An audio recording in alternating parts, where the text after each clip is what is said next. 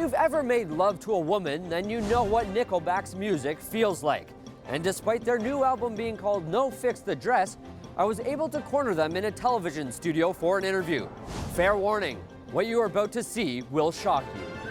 Your 8th album, No Fixed Address. Why should everyone buy it this Christmas? Because it fits in a stocking. Smart. Would you describe it as a diverse album? It's pretty diverse. So some non-whites worked on it?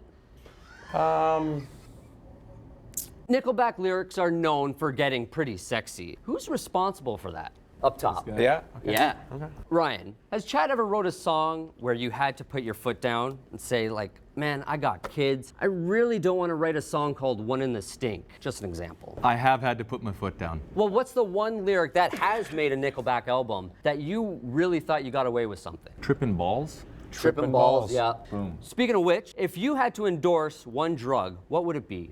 You're gonna be the poster boy. Cialis? Cialis? What about Toot? You guys ever toot it up? Toot? What's toot? You don't know Toot? Toot is what the kids are doing these days. Is that right? Yeah, I just couldn't comprehend how much balls they trip on this stuff.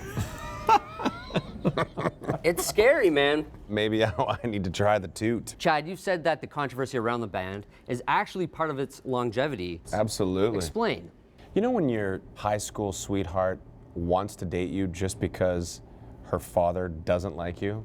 Oh. It's kind of that thing. Well, I wish I understood that because no one ever wanted to date me in high school, but I see where you're coming from. And finally, any advice for the kids who are trying to do what you guys did? Kids, Stay off that toot. It sounds innocent enough. don't do the toot. And remember, if someone you love is hooked on Toot, it's important to get help before the devastating effects of this totally real drug tears your life apart. For the 8 o'clock news, I'm Paul Lemieux.